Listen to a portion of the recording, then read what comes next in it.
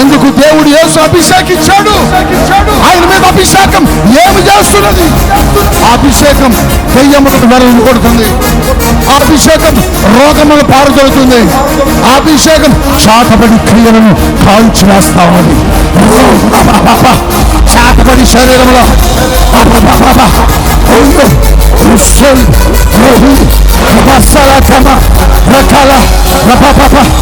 అభిషేకం నా చేతుల్లో నుంచి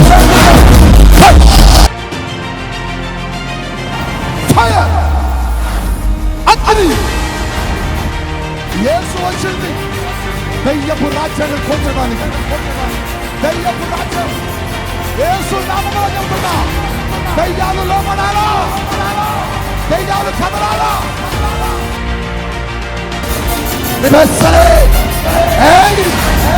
Rosolomaya kamarasa Rata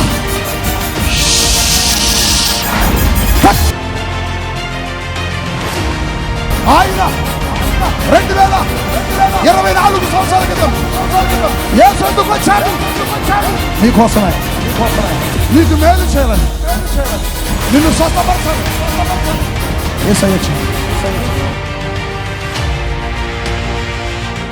ఈ దినమున దేవుడు నీతో మాట్లాడబోతున్నాడు. మనము కడవరి దినాల్లో ఉన్నాం. నేను గడిచిన కొద్ది దినాముల నుంచి దేవుని సన్నిధిలో చాలా దగ్గరగా ఆయనతో సమీపంగా గడుపుతున్నప్పుడు పరిశుద్ధ ఆత్మ దేవుడు నాకు చెబుతున్న మాట ఏంటంటే తెలుసా?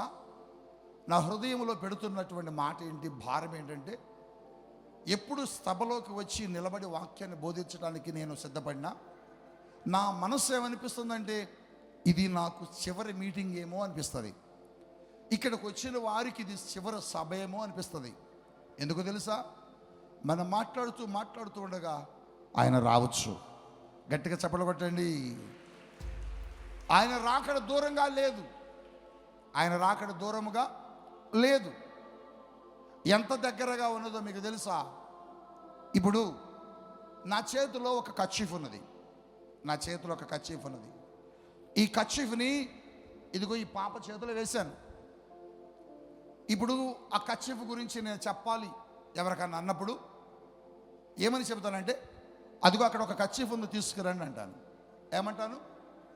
అదిగో అక్కడ ఒక కర్చీఫ్ ఉంది తీసుకురండి అంటాను. ఇప్పుడు ఇదే కర్చీఫ్, ఇదే వస్త్రం నా దగ్గర ఉంది. నేను చెప్పేటప్పుడు అదిగో ఒక కర్చీఫ్ అంటానా, ఇదిగో ఒక కర్చీఫ్ అంటానా? మీరు చెప్పాలా? అదిగో ఒక కర్చీఫ్ అంటానా, ఇదిగో ఒక కర్చీఫ్ అంటానా? ఇదిగో అంటాను. అదిగో అని ఎందుకన్నాను? దూరం. ఇదిగో ఎందుకన్నాను? దగ్గర. యేసు ప్రభు అదిగో వస్తున్నాడు అన్నాడా, ఇదిగో వస్తున్నాడు అని చెప్పాడా? మీరు చెప్పాలి. మరంటే ఆయన ఎక్కడున్నట్లు? దగ్గరగా ఉన్నాడు. చప్పట్లు కొట్టండి ఒకసారి. అందుకొరకు ఈ కడవరి దినాల్లో మనందరము దేవుని యొక్క ఆత్మ నింపుదలతో నింపబడాలి. దేవుని రాజ్యములో మనం చేరాలి. నువ్వు చేసిన ప్రార్థన, నువ్వు చేసిన పరిచర్య, నువ్వు ఇచ్చిన కానుకలు, నువ్వు చేసిన భక్తి దేని కొరకంటే స్వస్థత, ఆరోగ్యం, ఆశీర్వాదం కొరకు కాదు. దేని కొరకు మనము ఆ భక్తి చేశామంటే దేవుని నిత్య జీవములో, పరలోకములో మనందరం ఉండాలని. హల్లెలూయా. మనందరం పరలోకములో ఉండాలి, అది భక్తి. మనందరము నిత్య జీవములో ఉండాలి, అది భక్తి. స్వస్థత, ఆరోగ్యం, ఆశీర్వాదం ఇవన్నీ దేవుడు నీకు ఇస్తాడు. కానీ ఇవి ముఖ్యం కాదు. మనకు ముఖ్యమైనది ఏంటంటే పరలోక రాజ్యమే. ఈరోజు మనందరం డిసెంబర్ మాసంలోకి ప్రవేశించాం. డిసెంబర్ అనగానే మనకు గుర్తొచ్చేదేంటి? క్రిస్మస్. క్రిస్మస్ అనగానే సంతోషం, క్రిస్మస్ అనగానే ఆనందం, క్రిస్మస్ అనగానే జీవితంలో ఎప్పుడూ రానటువంటి పండుగ మన జీవితంలో. సంవత్సరానికి ఒక మారే వచ్చింది క్రిస్మస్. సంవత్సరానికి ఒక మారే మనకి ఈ పండుగ.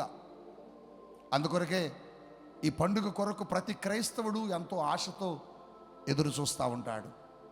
హైందవ సహోదరులకి చాలా ఉన్నాయి పండుగలు, రకరకాల పండుగలు ఉన్నాయి. ఆ పండుగల గురించి మనకు అనవసరం. కానీ వారి వల్లే మనకు అన్ని పండుగలు ఒకటే పండుగ. ఏమిటా పండుగ అంటే యేసయ్య మన కొరకు పుట్టాడు. హల్లెలూయా. బైబిల్లో ఆశ్చర్యమైన సంగతి, బైబిల్లో ఆశ్చర్యమైన సంగతి, బైబిల్లో ఆశ్చర్యమైన మాటలు ఉన్నాయి. 2024 సంవత్సరాల క్రితం ఈ భూమి మీద జరిగిన ఒక అద్భుతమైన సంఘటన, ప్రపంచంలో ఎప్పుడు ఎక్కడ జరగనటువంటి ఒక అద్భుతమైన కార్యం ఈ భూమి మీద నీ కోసం నా కోసం దేవుడు జరిగించాడు. హల్లెలూయా.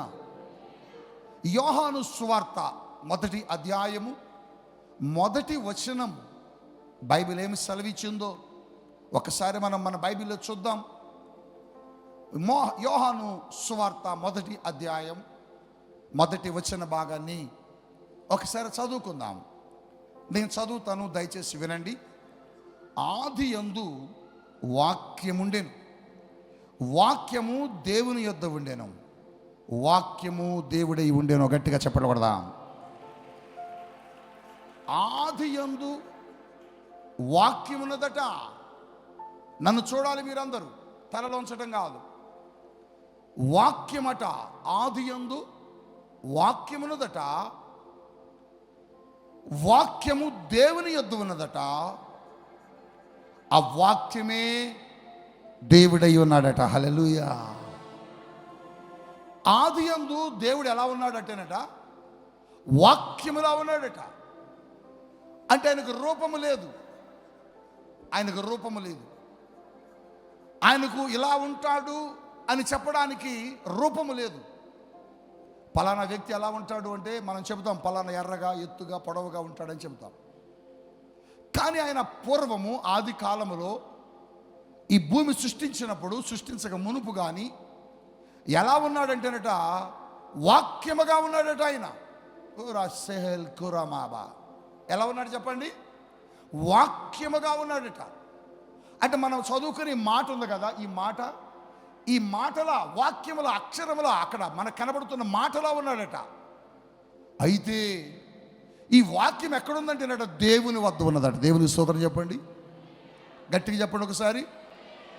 ఈ వాక్యం కొన్ని వేల సంవత్సరాల క్రితం వాక్యముగా ఉంటే, కొన్ని వేల సంవత్సరాల క్రితం వాక్యముగా ఉంటే, 2024 సంవత్సరాల క్రితం, 2024 సంవత్సరాల క్రితం ఈ వాక్యం ఏమైందంటే శరీరమును ధరించుకుని, గట్టిగా చెప్పకూడదా? యోహాను సువార్త 1వ అధ్యాయం అదే అధ్యాయంలో 14వ వచనంలో రాయబడ్డది. ఆ వాక్యమట శరీరమును ధరించుకొని భూమి మీదకు వచ్చినది. గట్టిగా స్తోత్రం చెబుదాం.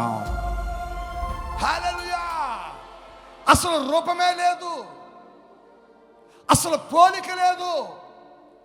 ఎలా ఉంటాడు దేవుడు అంటే ఇలా ఉంటాడు అని చెప్పడానికి ఆధారం లేదు. దేవుడు ఎలా ఉంటాడు అంటే ఎలా ఉంటాడని చెప్పడానికి పోలిక లేదు.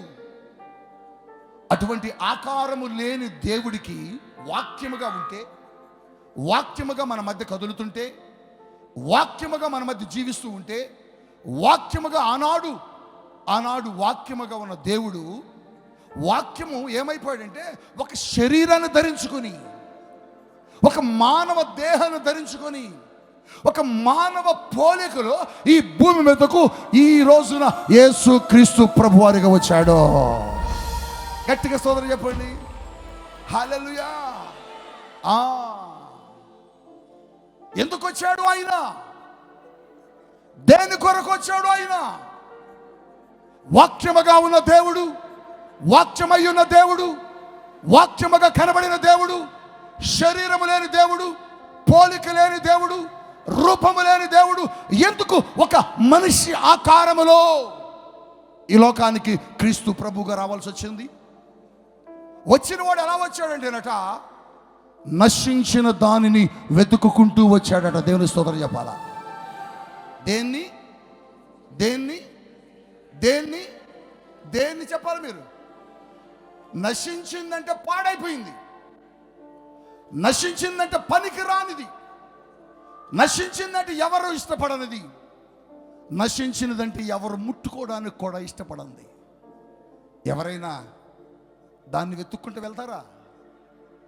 ఎవరైనా దాన్ని చూడటానికి వెళ్తారా? పలానా వ్యక్తి అడరా, పాడైపోయాడరా, నశించిపోయాడరా అంటే చూసి వద్దామని ఎవడని అంటాడా? అనరు. అవునా, అబ్బో అయితే వద్దులే అంటారు.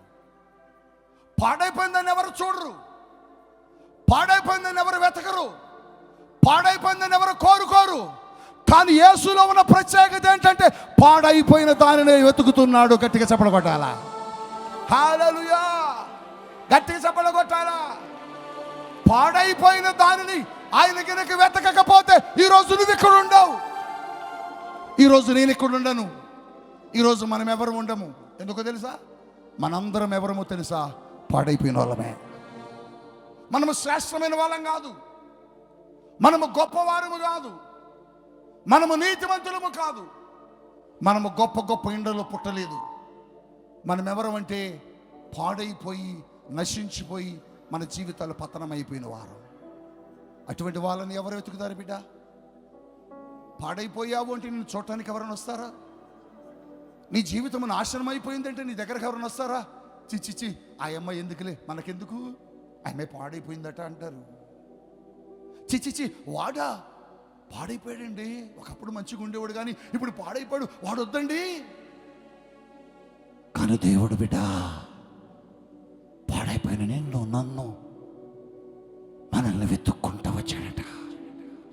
యోహాను అంటున్నాడు తన సువార్తలో, అదిగో లూకా రాస్తున్నాడు తన సువార్తలో, నశించిన దానిని వెతుక్కుంటూ ఎలా వస్తున్నాడు, ఎలా వస్తున్నాడు చూడండి, చూడండి, నా వైపు మీరు చూడాలి. ఆయన వచ్చి ఇట్లా వెళ్ళిపోవట్లే, ఇట్లా వెళ్ళిపోవట్లే, ఇట్లా వెళ్ళిపోవట్లే, ఇట్లా వెళ్ళిపోవట్లే. ఆయన ఏం చేస్తాడు తెలుసా? వెతుకుతున్నాడు.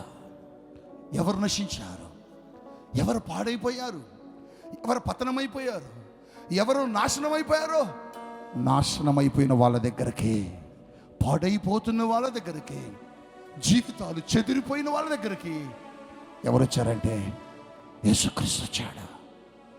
నీ జీవితం పాడైపోతే నీ తల్లి నీ దగ్గరకు రాదు, నీ బ్రతుకు పాడైపోతే నీ తండ్రి నీ దగ్గరకు రాడు, నీ కుటుంబంలో నువ్వు నాశనకరమైన జీవితంలో ఉంటే నీ బంధువులు ఎవ్వరూ నీ దగ్గరికి రారు. అప్పులైపోయి అనారోగ్యములతో ఉండి హాస్పిటల్ పాలైపోయి జీవితం పాడైపోయి వివాహం పాడైపోయి భర్త వదిలేసి బిడ్డలు వదిలేసి జీవితం నాశనమైపోయి పతనమైపోతే నీ దగ్గరకు నీ బిడ్డలు వస్తారా? రారు. నీ దగ్గరకు నీ బంధువు వచ్చి ఏంట్రా ఇలా ఉన్నావని అడుగుతాడా? అడగరు.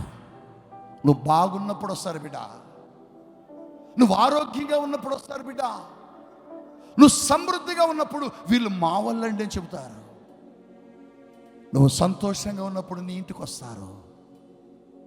ఎక్కడ లేని వరసలు కలిపి నిన్ను పిలిచి పిలిచి నీ దగ్గరకు వచ్చి, నీ దగ్గర ఒక 2 రోజులు ఉండి పోవాలని వచ్చాను పిన్ని, నీ దగ్గర ఒక 2 దినాలు ఉండి వెళ్ళాలని వచ్చాను, కానీ ఎక్కడెక్కడో బంధుత్వాన్ని చెబుతారు. అదే నీ దగ్గర ఏమి లేకపోతే, అదే నువ్వు అప్పులు పాలైపోతే, అదే నువ్వు అనారోగ్యం పాలైపోతే, అదే నీ జీవితం అంతా కూడా ఎందుకు పనికి రాకుండా పోతే, నువ్వు ఫోన్ చేస్తే ఉంటారు తెలుసా? స్విచ్ ఆపేస్తారు. నువ్వు దారిలో కలిస్తే ఏం చేస్తావు తెలుసా? ముఖం తలదించుకుని వెళ్ళిపోతారు, ప్రక్క మార్గంలో కూడా వెళ్ళిపోతారు. నువ్వు బాగున్నా పాడైపోయినా నాశనమైపోయినా, నువ్వు పతనమైపోయినా, జీవితం చెదిరిపోయినా, అప్పులు పాలైనా, అనారోగ్యం పాలైనా, నీ దగ్గరకు వచ్చే ఒకే ఒక్కడు యేసుక్రీస్తు ప్రభువు. గట్టిగా చెప్పకూడదా?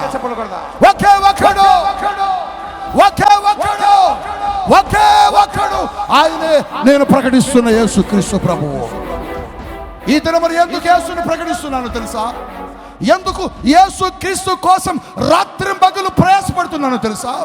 ఎందుకు యేసుక్రీస్తుని ప్రకటించడానికి నా యవ్వన జీవితాన్ని ఖర్చు చేస్తున్నా తెలుసా?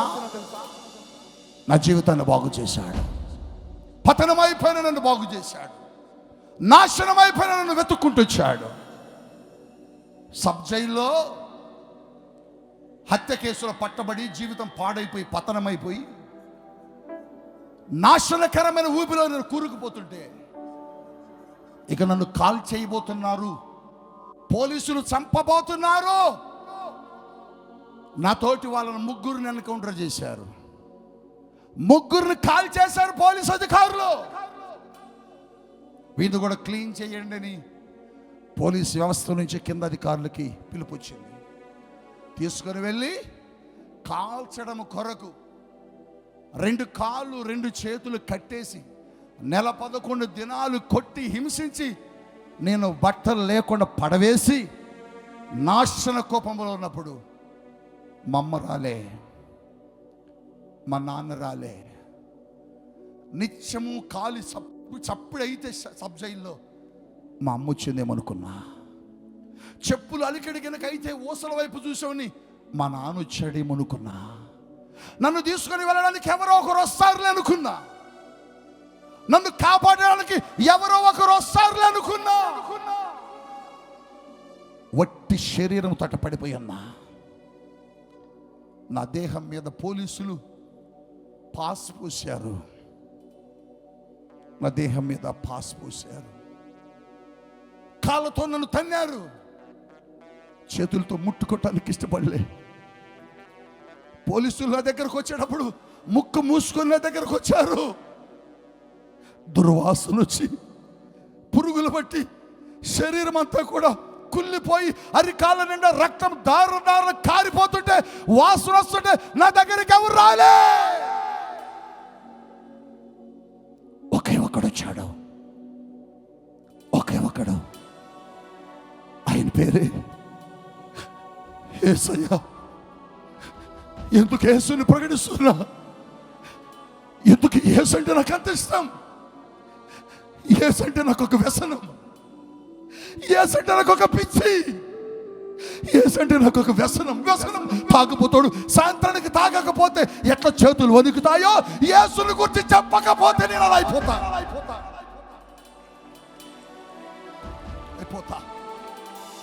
అవును, యేసు లేకుండా నేను బతకలే.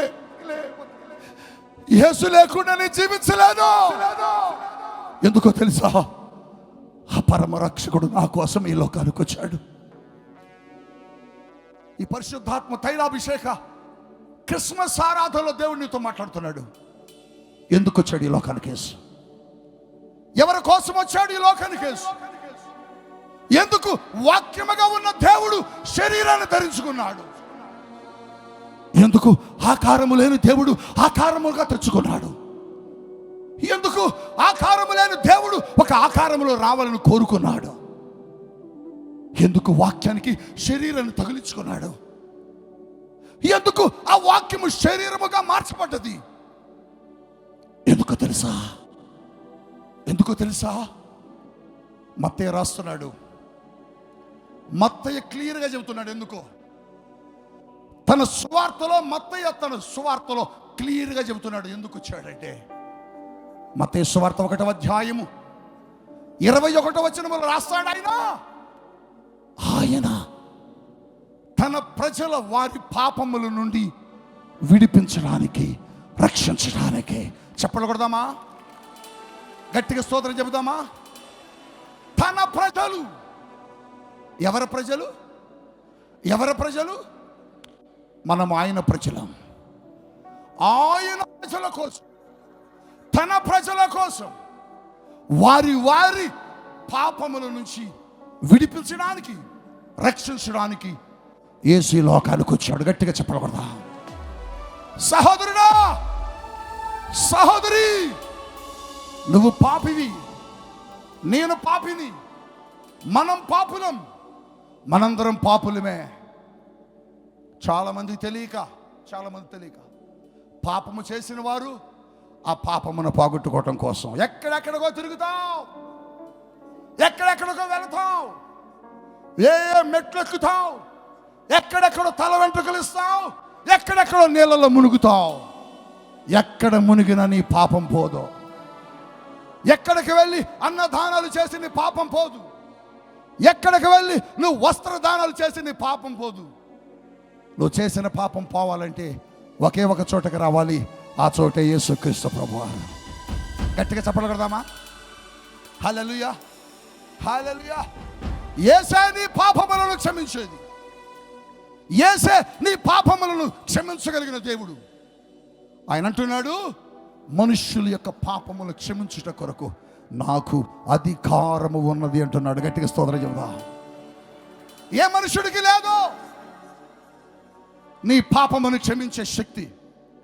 నీ పాపమును కడిగే శక్తి, నీ పాపమును విడిపించే శక్తి ఎవడికి లేదు. ఒకే ఒకడు, ఆయన పేరే యేసుక్రీస్తు. పౌలు అంటున్నాడు, పౌలు రాస్తున్నాడు, పౌలు భక్తుడు అంటున్నాడు హెబ్రీ సంఘానికి, ఆయన పవిత్రుడు, నిర్దోషి, నిష్కల్మషుడు, పాపము లేని వాడు, ఆయనే మనకు సరైన వాడు అంటున్నాడు. ఎందుకో తెలుసా? మన పాపములను కడిగి శుద్ధి చేసి మన పాప జీవితం నుంచి విడిపించగలిగిన వాడు. ప్రియ దైవ జనాంగమా, నీ పాపములు కడుగుట కొరకు, నీ దోషముల నుంచి విడిపించుట కొరకు, నీ రోత బ్రతుకు నుంచి నిన్ను విడిపించి నీకు ఒక నూతన జీవితాన్ని ఇవ్వటం కొరకు ఈ లోకానికి యేసుక్రీస్తు వచ్చాడండి. ఏమండి, నన్ను ఒక ఆయన అడిగాడు, యేసుక్రీస్తు మనుషుడిగా ఎందుకు వచ్చాడు? యేసుక్రీస్తు మనుషుడిగా ఎందుకు వచ్చాడండి? దేవుడిగా రావచ్చు కదా అని. దేవుడిగానే రావచ్చు కదా. అవును, నేను ఆయనకి చెప్పాను, ఆయనకు ఒక కథ చెప్పాను. ఆ కథ మీకు చెప్తాను. ఏమిటా కథ అంటే, ఒక ఊరు ఉందట, ఒక దేశం ఉందట. ఆ దేశంలో ఒక రాజుగారు ఉన్నాడట. ఆ రాజుగారు ఒక రోజున మార్గంలో వెళ్తుంటే ఒక అమ్మాయిని చూడగానే ఇష్టపడ్డాడు. ఆ రాజుకి అప్పటికి వివాహం కాలే. ఆ అమ్మాయిని చూసి ఇష్టపడ్డాడు. ఆ అమ్మాయి ఏం చేస్తుంటే చూశాడు తెలుసా? ఒక టెంపుల్ దగ్గర, ఒక గుడి దగ్గర భిక్షం అడుక్కుంటుంది. చాలా అందంగా ఉంది, చూడ చక్కని విధంగా ఉంది.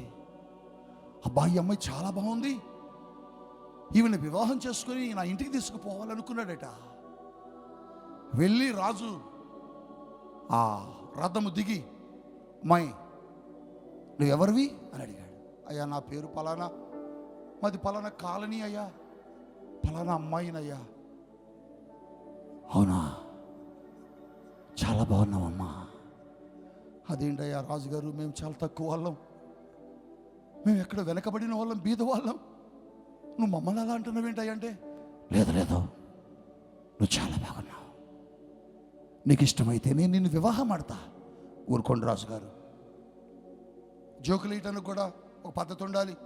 నన్ను వివాహం మీరు ఆటమంటే, మీరు రాజు, మీరు కోరుకుంటే ఎవరైనా చేసుకోవచ్చు, మీరు కావాలంటే ఎవరైనా మీ దగ్గరకు వస్తారు. నాకెవరు చూలు కాదు, నువ్వు కావాలి, నువ్వు నాకు ఇష్టమయ్యావు. నో కుదరదండి, వెళ్ళండి అని నెట్టేసిందట. మళ్ళా 2వ రోజు వచ్చాడు, 3వ రోజు వచ్చాడు, 4వ రోజు వచ్చాడు. ఎన్ని రోజులు వచ్చినా ఆ అమ్మాయి అంగీకరించట్లా. మీ స్థాయి ఎక్కడ? మీ స్థానం ఎక్కడ? మీ విలువ ఎక్కడ? నేనెక్కడ? నేను ఆఫ్టర్ ఆల్ గుడి దగ్గర, గుడి మెట్ల దగ్గర అడుక్కుని ఒక అమ్మాయిని, పనికిరాని అమ్మాయిని, పేదింటి అమ్మాయిని పో అంటే రాజుగారు ఎన్నిసార్లు చెప్పినా ఆ అమ్మాయి ఏం చేసింది? ఒప్పుకోట్లా.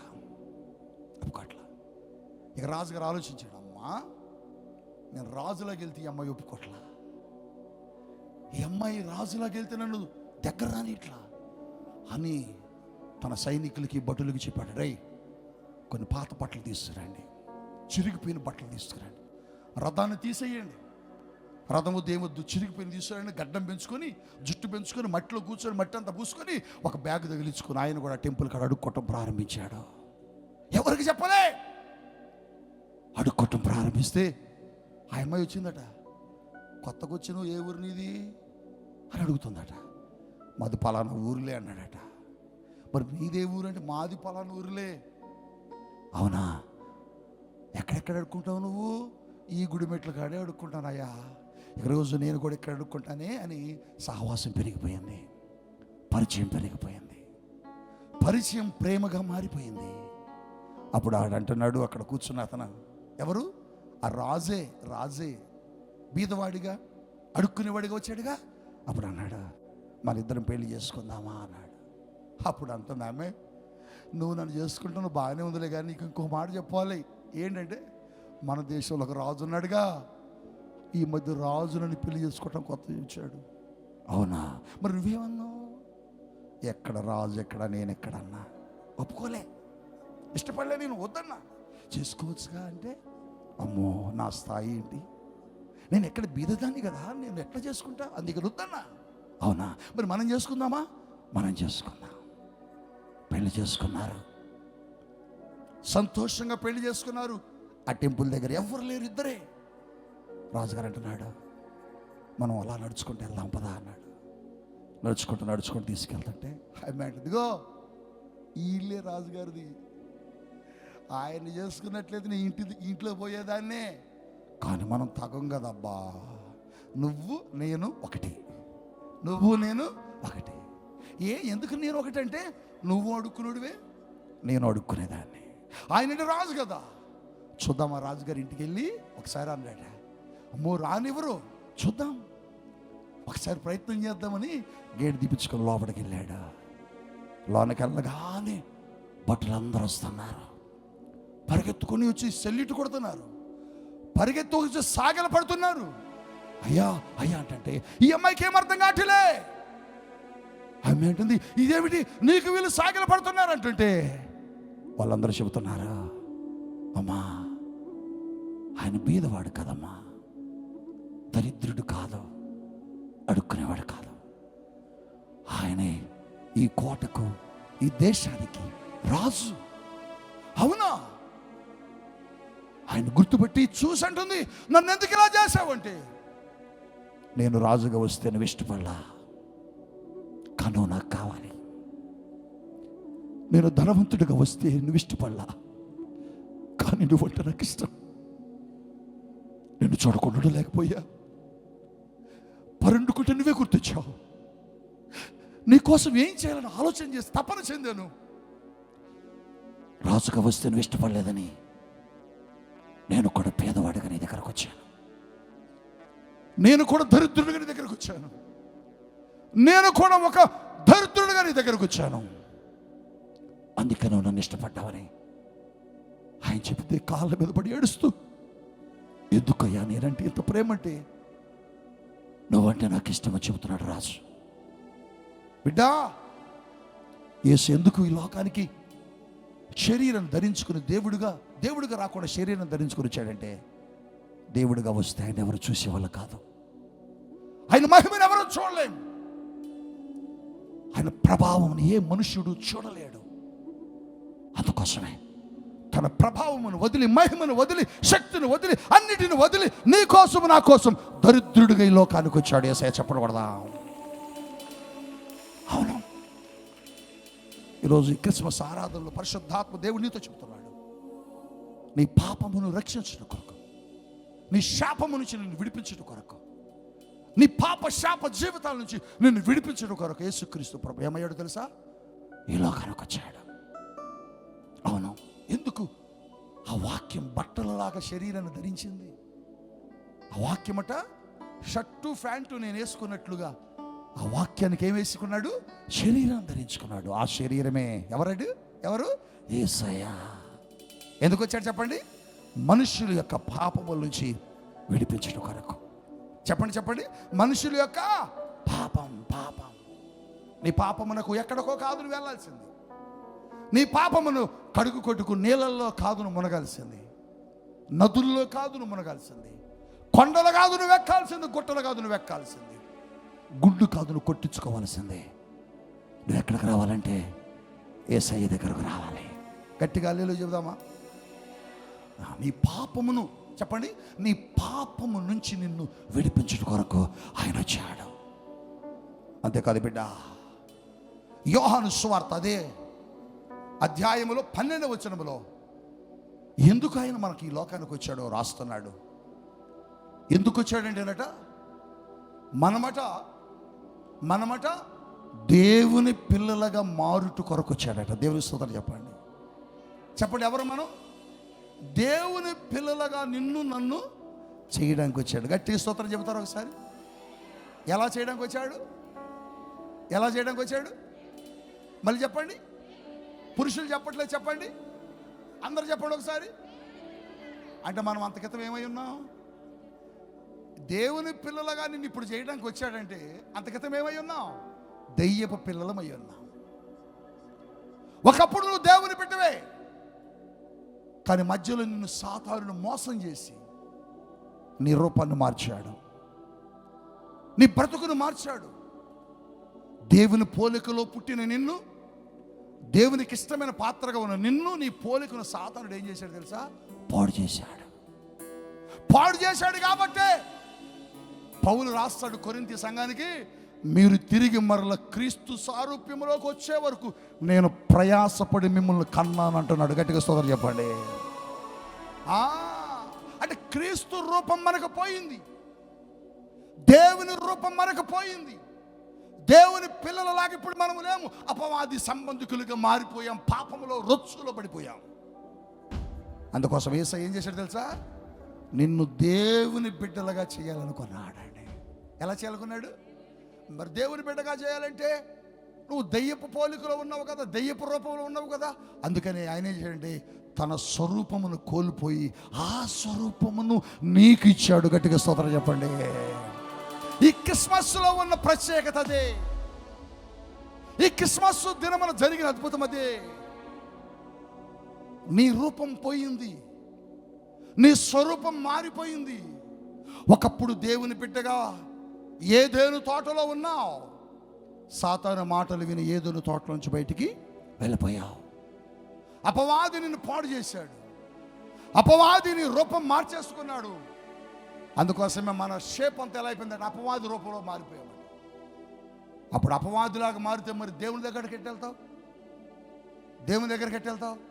నువ్వు దేవుని దగ్గరికి వెళ్ళాలంటే దేవుని బిడ్డలాగా ఉండాలి. అందుకని యేసయ్య ఏం చేశాడు తెలుసా? మరలా మిమ్మల్ని దేవుని బిడ్డలుగా మారుస్తానని మిమ్మల్ని మార్చుట కొరకే ఈ లోకానికి ఆయన వచ్చాడు. ఆయన వచ్చి తన రక్తమును కార్చి ఆ రక్తముతో నీ పాపం అంతటిని కడిగి శుద్ధి చేసి రూపం కోల్పోయిన నీకేం చేశాడు తెలుసా? రూపాన్ని ఇచ్చాడా. ఇప్పుడు ఎవరి రూపము నువ్వు? క్రీస్తు బిడ్డవి నువ్వు. చెప్పండి, ఎవరి రూపము నువ్వు? ఒకరు క్రీస్తు బిడ్డలా నువ్వు మారలేదనుకో, నువ్వు ప్రార్థన చేయడానికి మోకరించిననుకో, ఆయన చూడ్డు నేను ఎడుతుంది. ఎవరేమీ అంటాడు, ఎవరేమీ అంటాడు. ఇప్పుడు నువ్వు క్రీస్తు బిడ్డలాగా మారినవనుకో, తలుపు తీసుకుని వెళ్ళిపోవచ్చు. ఎక్కడికి? మా పాప నా గదిలోకి వచ్చేసింది.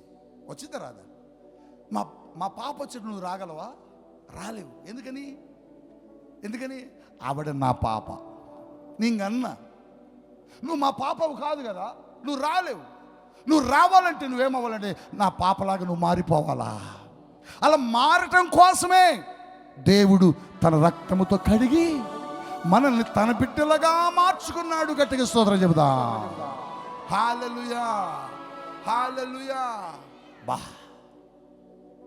అందుకు చెడేశాయ. ఒకటి, నీ పాపమును కడిగి నీ పాపము నుంచి నేను విడిపించడానికి. రెండు, ఆయన తన బిడ్డలుగా మార్చుకోవడానికి. మూడు, ఎందుకు వచ్చాడు? రోమీయులకు రాస్తూ పౌలు అంటాడు 3వ అధ్యాయం 23వ వచనంలో, మనందరము దేవుడు అనుగ్రహించు మహిమను పొందలేకపోతున్నాం అంటున్నాడు. చెప్పండి. మీకు రాటల వాక్యం. మనందరము దేవుడు అనుగ్రహించు మహిమను పొందుకోలేకపోతున్నమాట. అంటే ఆయన ఇస్తున్నాడు కానీ మనం తీసుకోలేకపోతున్నాం. ఆయన ఇస్తున్నాడు మహిమ, కానీ మనకు రాటలే. ఎందుకు రాటలేదు? ఆ మహిమ నీ దగ్గర కంటే ఆ మహిమకు ఆయనకి నీకు మధ్య ఏదో అడ్డు ఉంది. ఏదో అడ్డు. నీళ్ళు పోస్తున్న పైపులో చివరికి రాటలా, నీళ్లు పోస్తున్న పైపులో చివరికి రావట్లా. నువ్వేం చేస్తావు? పైపుని ఎందుకు రావట్లేదబ్బా అని చూసుకుంటూ వస్తావా రావా? వస్తాం. వచ్చినప్పుడు మధ్యలో మనకి ఏదో ఒక అడ్డు కనపడింది. ఆ అడ్డుని ఏం చేస్తావు నువ్వు? తీసేసి నీళ్ళు పోస్తావు. అప్పుడు నీళ్ళు వెళ్తాయి. నీ మీదకు దేవుడు మహిమను పంపుతున్నాడట. ఆ మహిమ నీ దగ్గర రాటలా.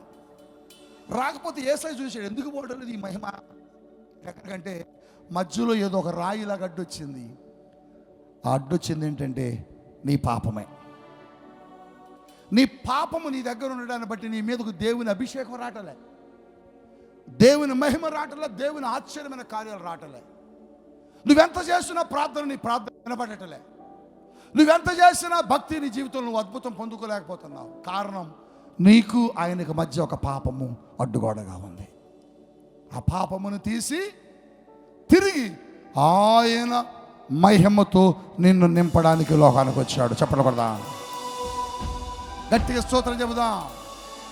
ఇప్పుడు ఆయన మహిమ, యేసయ్య మహిమ మన మీదకి వచ్చింది. అందుకని మీరందరూ అభిషేకంతో, భాషలతో మాట్లాడుతున్నారు, స్వస్థతలు పొందుకుంటున్నారు, ఆశ్చర్యమైన కార్యాలు పొందుకుంటున్నారు, దేవుని ప్రభావం మీరు చూడగలుగుతున్నారు. ఏదైనా మన ప్రియ దైవ జనాంగమా, క్రీస్తు అందుకనే శరీరము ధరించుకుని వచ్చాడు. క్రీస్తు అందుకనే తన దేహం, తన వాక్యమునకు దేహమును ధరించుకుని వచ్చాడు. తన మహిమను నీకు ఇవ్వాలని. ఎవరి మహిమ? ఎవరైనా ఇస్తారండి? ఎవరైనా ఇస్తారా? చాలామంది అంటారు, పాస్టర్ గారు మీరు వేసుకున్న షర్ట్ ఒకటి ఇవ్వండి అంటారు. ఏ అంటారు, అదొకటి ఇస్తే ఇక నేను వేసుకుంటే ఫుల్ అనాయింటింగ్ అంటారు. వాళ్ళకి ఆశ. నేనంటే వద్దులేరు అబ్బాయి అంట. దైవజనుల దగ్గరికి, మమ్మీ ఒక చీరు మమ్మీ ప్లీజ్ మమ్మీ ఇస్తారా? ఇవ్వడానికి ఇష్టపడు. అడిగి అడిగి లాక్కొని పోతారు విశ్వాసులు మా దగ్గర. ఇంకా షర్ట్ వేసుకుని సప్పట్లు కొడుతూ మహిమతో నింపబడతారు. హల్లెలూయానండి. నేను షర్ట్ ఇచ్చా, కానీ ఆయన మహిమనే ఇచ్చాడట. దేవునికి స్తోత్రం. హల్లెలూయా, హల్లెలూయా. అదే క్రిస్మస్లో ఉన్న ప్రత్యేకత. మహిమను నీకు ఇవ్వడం కోసం, ఒకటి నీ పాపమును కడుగుట కొరకు, రెండు నిన్ను దేవుని బిడ్డగా మార్చుట కొరకు ఆయన వచ్చాడు. ఇంకొక మాట పరిశుద్ధాత్మ దేవుడు చెప్పడానికి ప్రయత్నిస్తున్నాడు. దేవుని యొక్క వాక్యంలో రాయబడిన మాట చూద్దామా? అపోస్తుల కార్యములు చూద్దాం. మత్తయి సువార్తలో మరొక మాట చూద్దాం. 4వ అధ్యాయం 16వ వచనం. మత్తయి సువార్త 4వ అధ్యాయం 16వ వచనంలో ఆయన ఎందుకు వచ్చాడో చెబుతున్నాడు. ఆయన ఎందుకు వచ్చాడో చెబుతున్నాడు. ఎందుకు వచ్చాడు ఏంటంట, మరణ ఛాయ గల ప్రదేశంలో కూర్చున్న వారట యేసుక్రీస్తు ప్రభువారు గలిలయ అనబడే ప్రాంతంలో కాలు పెట్టాడట. ఎక్కడ చెప్పండి? నాకెళ్ళి చూడండి, ఎక్కడ పెట్టాడు? గలిలయ. ఆ గలిలయ అనబడే ప్రాంతం అప్పుడు ఎలా ఉందంటే, నాకెళ్ళి చూడలే, చీకటిగా ఉందట. ఎట్లుంది? చీకటి. చెప్పండి అమ్మ, ఎట్లుందమ్మా? అమ్మ ఎట్లుంది? ఇప్పుడు ఎట్లుంది? చీకటిగా ఉన్న ప్రజలట యేసయ్య ఎప్పుడైతే కాలు పెట్టాడో వెలుగును చూస్తున్నారట. దేవునికి స్తోత్రం. హల్లెలూయా. ఎలాంటి వెలుగో తెలుసా? గొప్ప వెలుగు.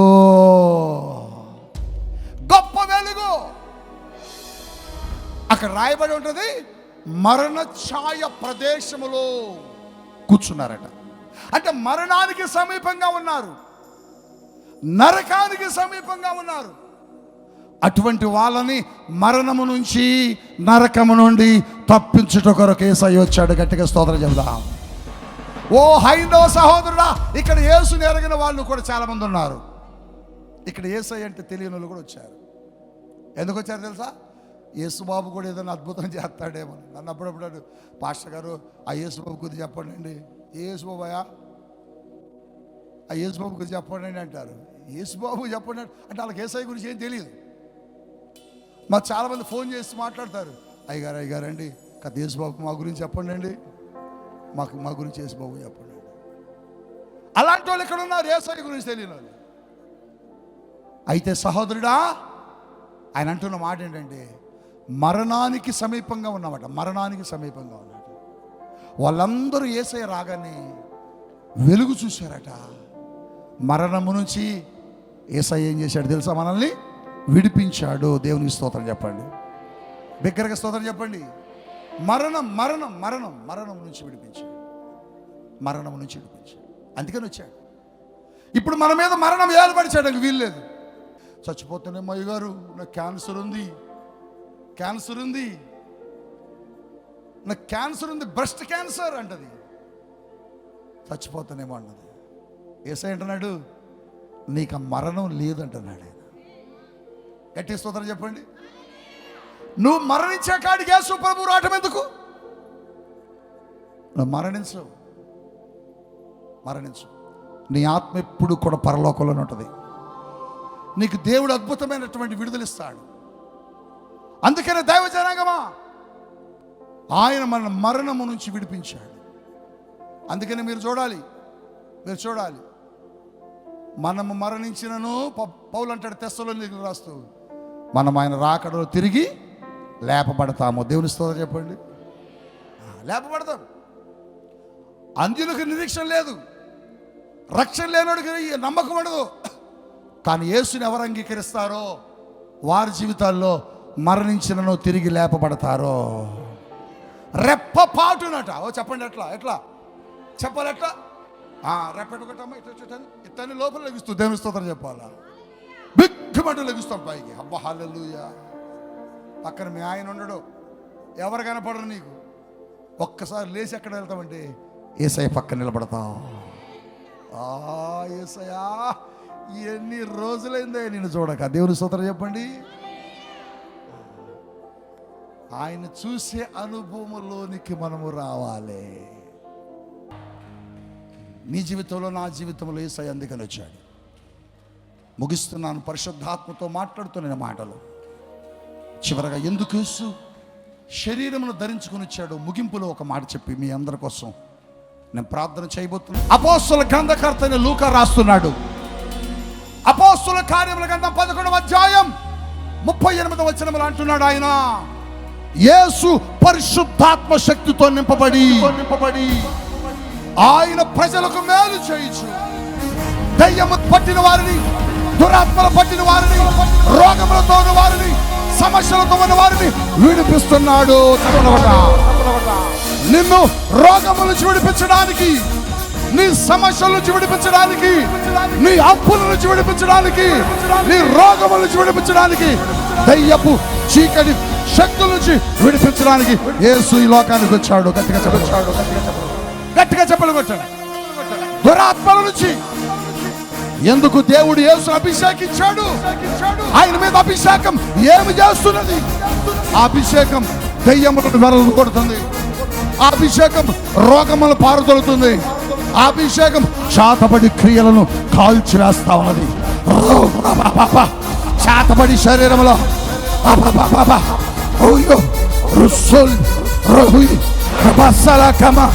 రకాల అభిషేకం నా చేతుల్లో నుంచి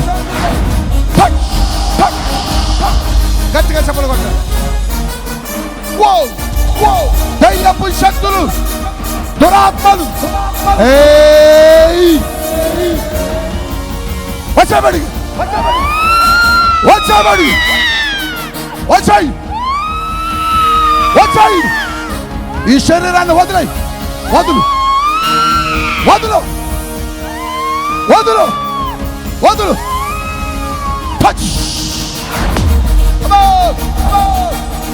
గట్టిగా చెప్పలు పెట్టాలి. పరిశుద్ధాత్ముడి స్థలంలో కదులుతున్నాడు. ఆయన అభిషేకం, ఆయన శక్తి దయ్యాలను పారదోలింది, రోగాలను పారదోలింది, చీకటి దురాత్మల పైన విజయం. అందుకోసమే యేసయ్య ఓ రమసాల రాబడికి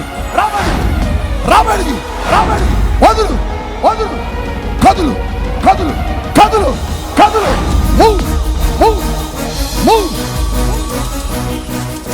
తొక్కేస్తున్నా నిన్ను.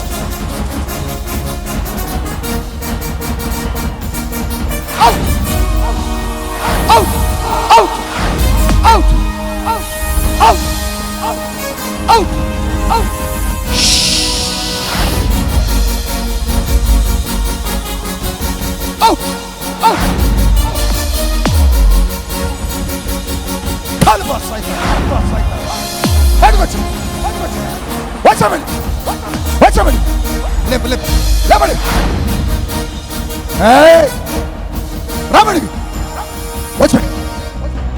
కడుపులో తీసుకెళ్తున్నా. యేసు మీద అభిషేకం ఈ బిడ్డ మీద విడుదల చేస్తున్నా.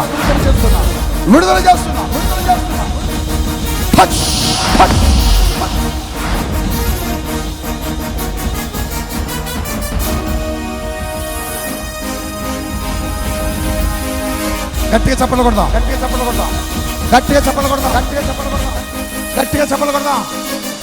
పరిశుద్ధాత్మ దేవుడు అభిషేకించబడింది. యేసు వచ్చింది దెయ్యపు రాజ్యాన్ని కూల్చడానికి. దెయ్యపు రాజ్యం యేసు నామములో చెబుతున్నా, దెయ్యాలు లోపడాలా, దెయ్యాలు కదలాలా, రాబడి రాబడి యేసు నామములో. గట్టిగా చెప్పలు కొడదాం.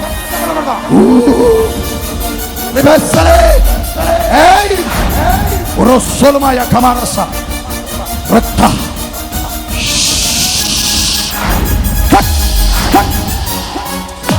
గట్టి చెప్పలు కొట్టాడు. ఆయన అభిషేకించబడింది నిన్ను బాగు చేయడం కోసమే. ఆయన అభిషేకించబడింది నిన్ను స్వస్థపరచడం కోసమే. ఆయన 2024 సంవత్సరాల క్రితం యేసు ఎందుకు వచ్చాడు? నీకోసమే, నీకు మేలు చేయాలని, నిన్ను స్వస్థపరచాలి. యేసయ్య వచ్చాడు. గట్టిగా చెప్పకూడదు.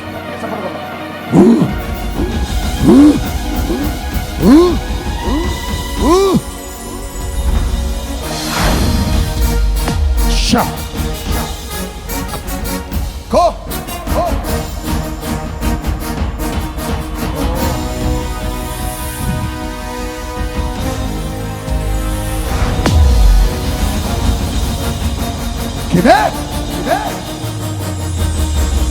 Shakabarama. ఆ యేసు నీకు కావాలా? ఆ యేసు నీకు కావాలా? ఆ యేసు స్వస్థత నీకు కావాలా? అయితే లేచి నీ కుడి చేతి మీద తల మీద పెట్టి మీరు సంపాదించుకున్న ప్రార్థన తైలాన్ని పట్టుకొని నిలబడండి.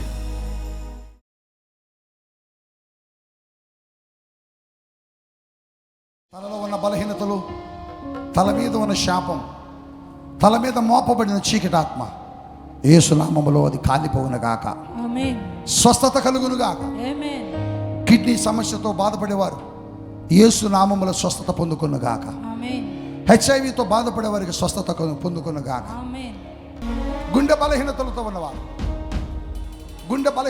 ఉన్నవారు యేసు నామములో మీకు స్వస్థత కలుగును గాక. ఆమేన్. Heal in the mighty name of Jesus. Amen. Bleeding, Urama Singe, Tereka Masaka. Beseme Moshako Rokarama Masaki. Kristu Yesu నామములో ఈ కుమార్తెలో బలహీనత, ఓవర్ బ్లీడింగ్, రక్తస్రావం ఆగిపోవును గాక. టచ్ యేసు నామములో. బ్రేగుపోత స్వస్థత కలుగునుగా. పిసిఓడి ప్రాబ్లం స్వస్థత కలుగునుగా. షుగర్ స్వస్థత కలుగునుగా. బీపీ స్వస్థత కలుగునుగా. గర్భఫలము లేని వాళ్ళు గర్భఫలములు పొందుకునుగా. అప్పు కాడి విరిగిపోవునుగా. ఉద్యోగము లేని వారు ఉద్యోగములు పొందుకునుగా. వివాహములు కాని వారు యేసు నామములో భాగస్వాములు వచ్చునుగా. సొంత గృహము లేని వారు గృహములు పొందుకునుగా. కోర్టు సమస్యలతో బాధపడేవారు విడుదల పొందుకొనుగా. కుటుంబ సమస్యలు, భార్య భర్తలు విడిపోయిన వారు కలపబడును గాక. డ్రగ్స్ మత్తు పదార్థం, గంజాయి, రకరకాల మత్తు పదార్థములతో బాధపడేవారు విడుదల పొందుకొనుగా.